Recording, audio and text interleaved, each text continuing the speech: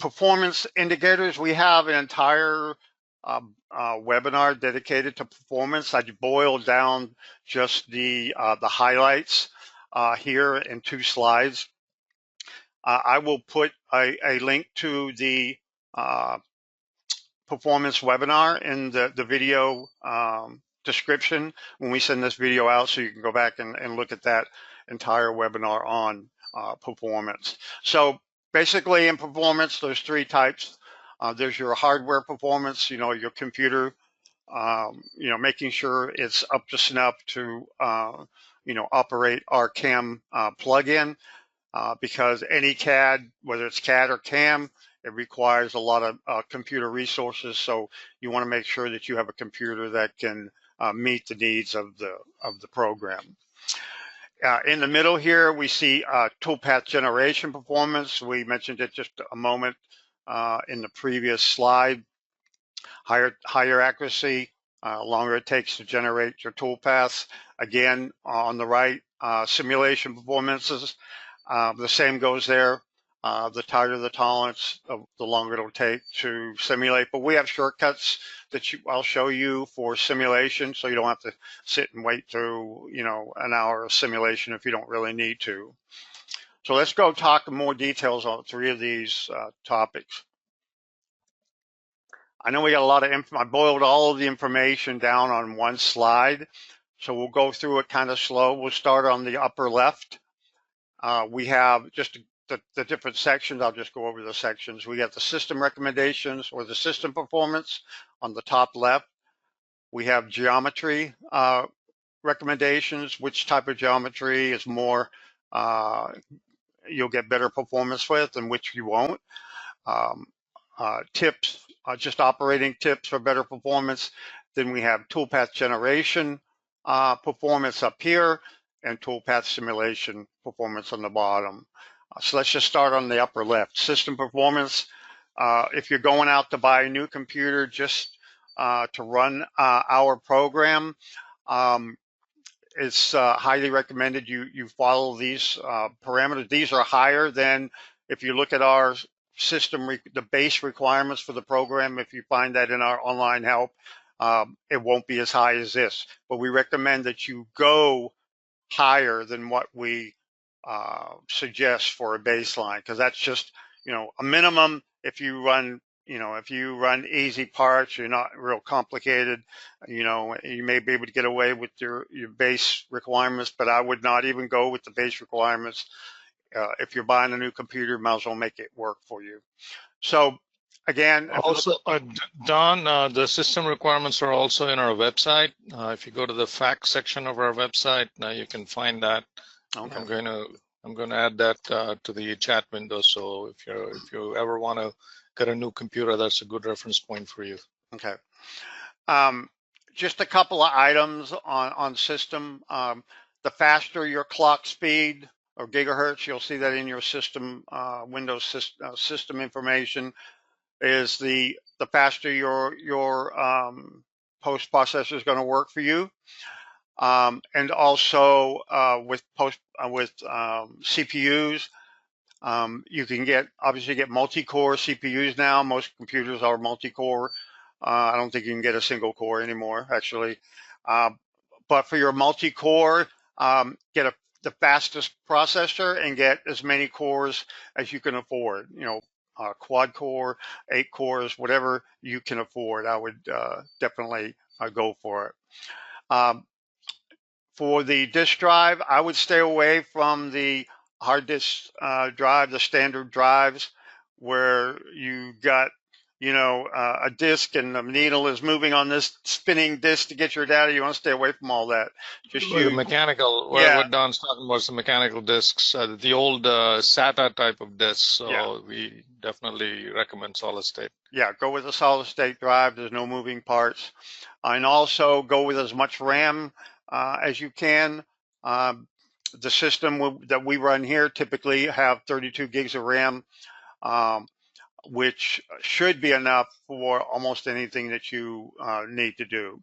And then obviously CAD is highly graphics intensive, so you want, if you can afford it, go with a graphics card versus an integrated graphics on your motherboard, which typically come, you know, with any baseline computer, integrated Intel graphics. If you can afford it, get a separate dedicated graphics card, such as NVIDIA. That's what we use here, and get as much RAM on that card as you can afford.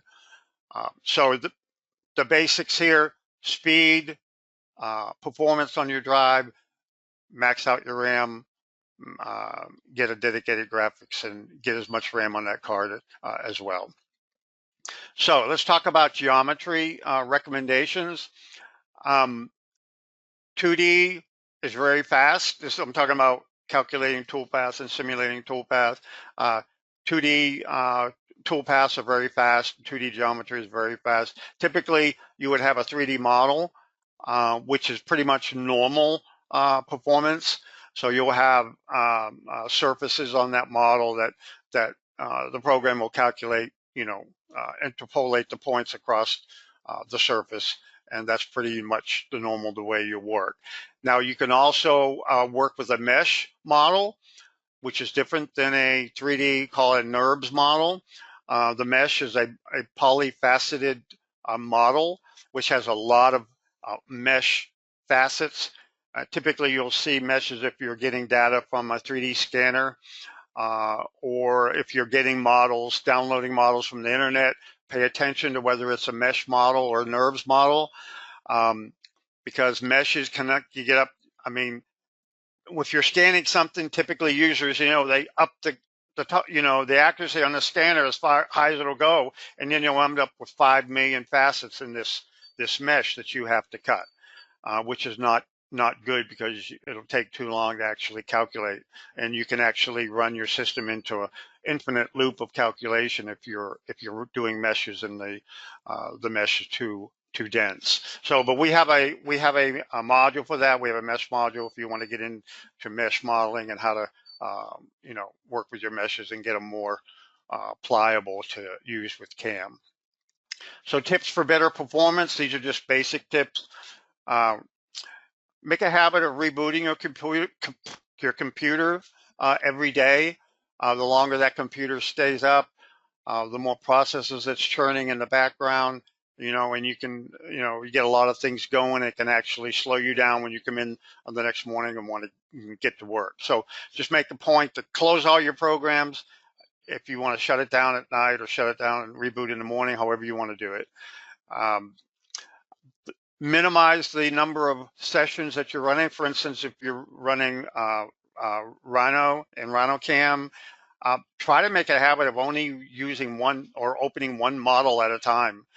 A lot of times people will have models in the background of, you know, multiple sessions of Rhino that you're not using at the moment, and, you know, you pop them up and use them when you need them. Just be aware that that's draining your system resources. So always work with one model at a time if you can manage that.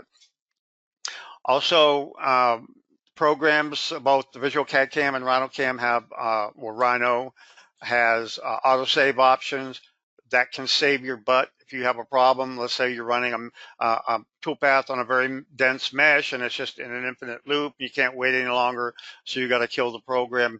You want to make sure that you have your autosave so you can go back to a relatively recent version of the part. And then I'll show you here how to allocate priorities to your RhinoCAM or your Rhino application. I'll show you how to do that. Toolpath generation.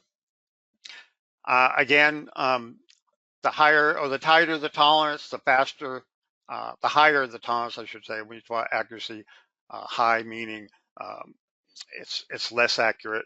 Low meaning it's more accurate. So the tighter the tolerance, the faster it's, the slower it's going to be, sorry, for the generation. So the more relaxed your tolerances are, the faster the generation and simulation will go.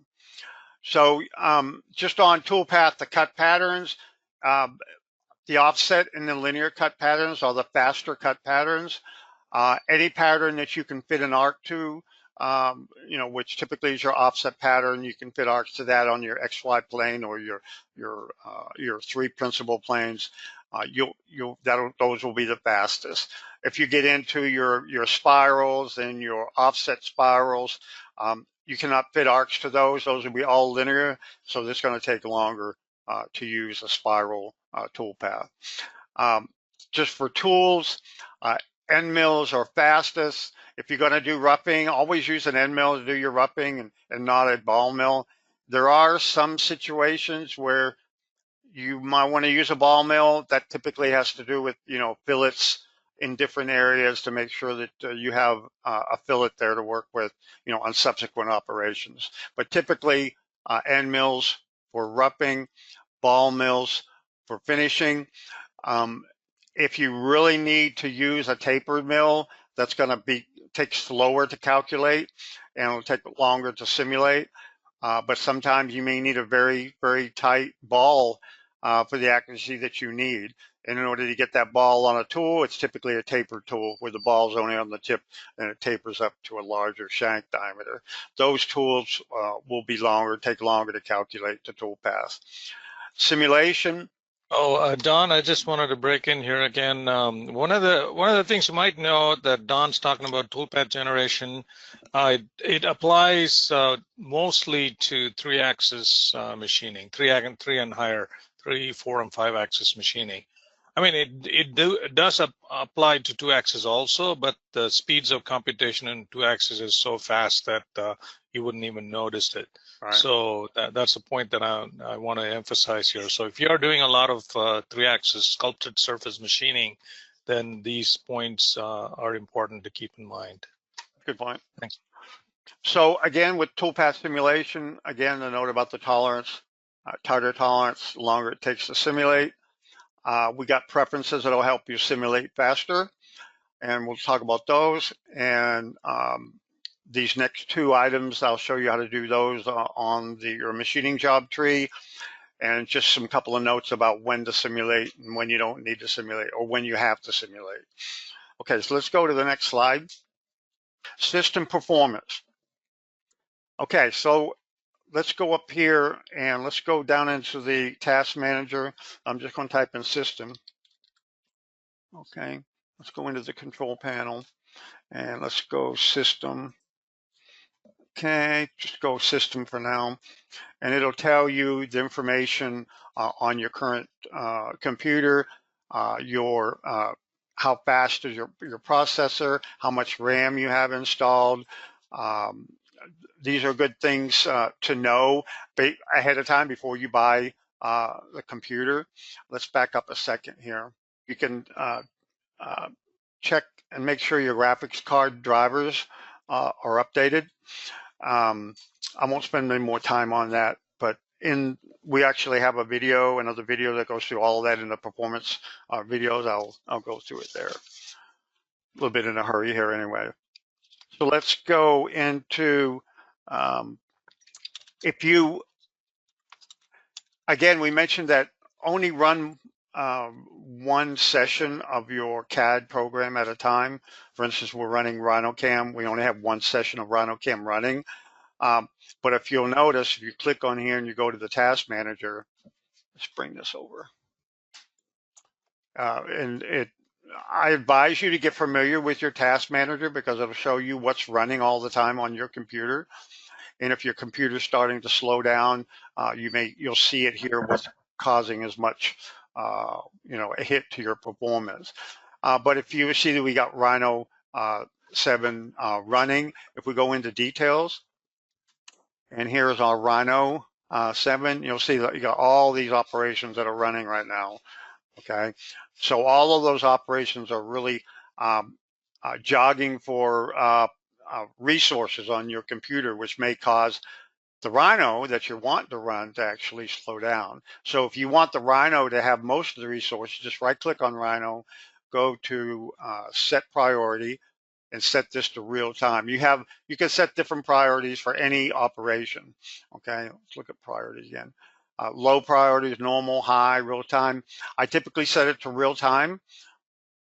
And that means that RhinoCAM will now get all the resources before any other resources, unless the resource is a critical resource. Okay, so let's talk about Rhino options as far as your Rhino tolerance or your CAD system tolerance. If you go up to Tools, go to Options, and The if you look, same applies to VisualCAD as well. yep, So we have similar options. yeah. So again, if you go to Rhino, the main menu at the top, go to Tools, okay, and under Tools, look for Units. Typically, it's not, you don't see the tolerance, but if you click on Units, and it'll tell you your absolute tolerance. Right here, I have it set it to, I guess, 1, 2, 3, 4 decimal places or 5 decimal places. You can, this will apply to any model that you if you import like a neutral or IGES model, that can help get a tighter model if you adjust your tolerance ahead of time. If you're modeling any type of models, any type of 3D modeling in your CAD program, then this will help you get a more accurate model. So that's always important. So also, I talked about the geometry types, the 2D versus 3D models versus a mesh model. And then we mentioned also about the setting the priority to Rhino so that it runs ahead of other apps. And also, don't forget to reboot your computer daily. That'll help with your resources. So Toolpath performance. Again, I keep reiterating tolerance affects speed, okay? So tolerance is relative and it relates to a direct relation to speed. I talked about the cut patterns. I showed you the different cut patterns. Part sampling resolution. If you look over here on your CAM preferences and you go to machining, you'll see this part sampling resolution. If you have it all the way to the right, if you're working with NURBS surfaces, I typically have it all the way to the right, but that's going to calculate more sample points along that surface to generate those G-code segments, okay? So if you don't need, if you're not worried about accuracy, put this to the left and leave it there, and then it'll help your performance. Again, we talked about tool types. Flat mills are fast, ball mills are next to fast, tapered mills are the slowest. Also, I want to mention here in this option right here, always generate toolpaths in multiple threads. Any computer that you buy today is going to be a multi-core computer. And what that means, if I have it checked, then I'll just pick OK there. And let's go ahead and I'm going to actually delete that for now. And so when you regenerate all of them,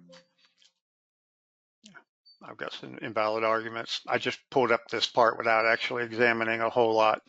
But if you look at this dialog up here on the left, each one of these operations ran in a separate thread or a separate core. So if you have a long, if you were working on this part file for a month, I'm exaggerating, but if you were working on it for a month, your machining job, you may have 50 to 100 operations. If you want to regenerate all of those, you're using multiple threads will actually make that generation a lot faster because it will pop in each toolpath in one of these threads and calculate it independently from your other threads. So that really helps a lot. Let's get out of that for a second.